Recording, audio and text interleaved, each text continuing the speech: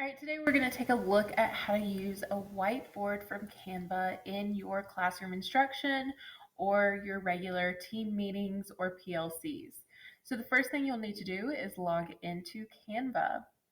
From here, it should already be the first thing that you see, but if not, you will want to look for whiteboard.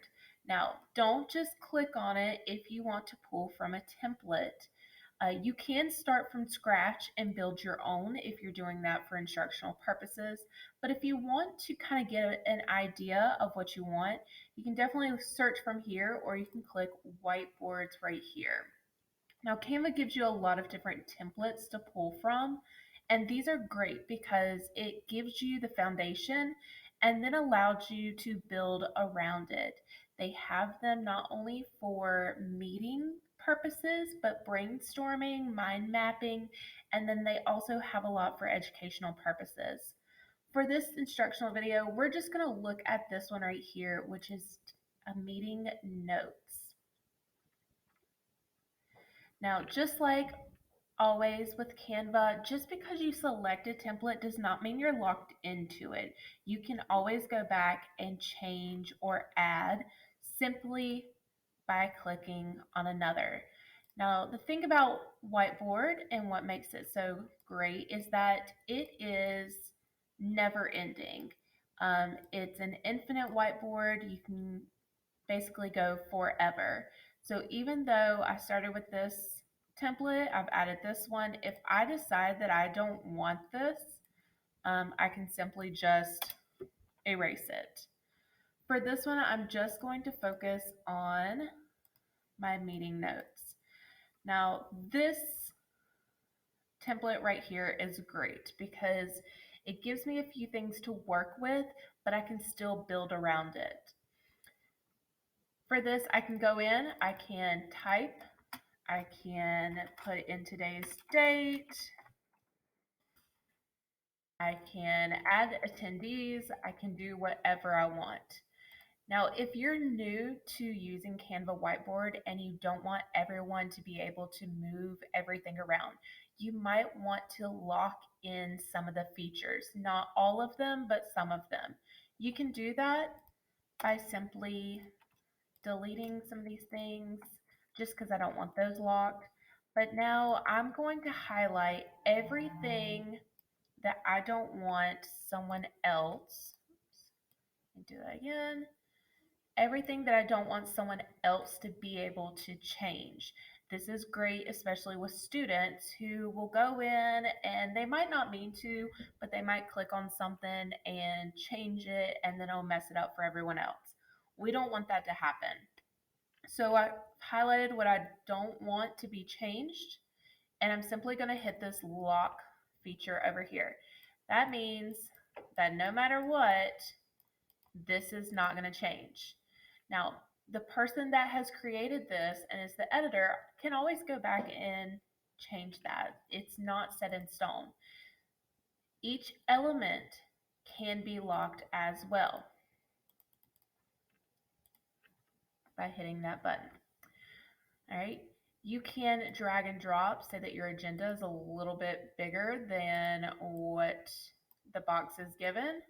It's going to move this down here. Oh, I'm locked there. All right. So now I'm going to pull this down and extend my agenda box. Okay. Now you can add and type in here just like you would with regular Canva. I can go over here to text, I can add in some text, I can drag it over here. Now you will notice that this does appear very small. Remember that you can always zoom in. I seem to have zoomed in a little too much. But you can definitely change the size of your font. This is not going to stay that way. It's not readable for anyone, so you'll have to do some changing. So I can say that for our meeting purposes, we are going to be discussing a new homework policy.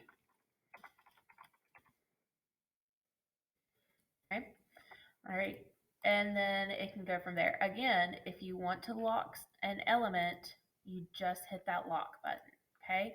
You can also link different items as well. So whatever element I put, so if I want to put the new homework policy here, I can click this link and I can link that to an existing document that's already out there, something that's been made in Canva, a website, anything that I already have. Okay. All right. A couple of other features that are pretty awesome is that when people go in, including your students, they will then be able to drag and drop their shapes and then they can type on them. Now, if they steal these shapes from over here, it's not the end of the world. Okay.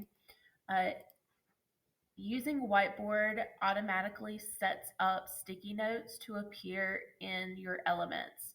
So they're front and center for them for easy use. I can click on this sticky note. There it is. I can make it bigger if I need it to, and then obviously adjust my font. Now, as you've probably noticed, I'm running out of room. This is very easy to fix. You can extend it like that. I've locked some of these elements, so that's why it's not expanding. To add and share this with other people, you'll want to go up here to your share button. For this one, I'm going to add in my coworker, and I'm going to say, hey Amanda, could you give me your thoughts and ideas for the next meeting?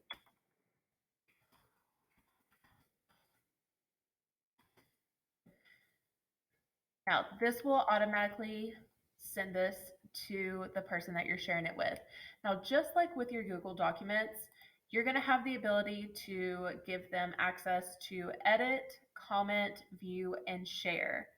When they open it, it will appear their avatar up here. As their mouse moves across the page, you will also be able to see their first and dot last name that goes along with their Canva account, and you'll be able to see exactly what they're doing. So this is great, especially if you want to send this out prior to a meeting, to go ahead and get a few different ideas down to make your meetings go smoother. If you want to add on to a pre-existing list of things that you have, if you want to kind of right off the bat pull up something for what you've got going on in the classroom for an activity, it's just very, very easy to use. Another tool that is great to use for Whiteboard is this timer function. You do have one on your ClearTouch panel, but this one is great as well. You can add time on here. You can also take it away, and you can start over from scratch. Okay, so this is great if you want to kind of start. It gives you a nice little countdown. The people that are participating in Whiteboard can see it as well. There are tons of different opportunities that you can use with Whiteboard. If you are interested in using Whiteboard with your classroom or with your next team meeting, maybe a faculty meeting or a PLC meeting, but you're not quite sure where to start when it comes with your templates, feel free to reach out. You can actually design your own templates and have them already set up and prepared for your next lesson.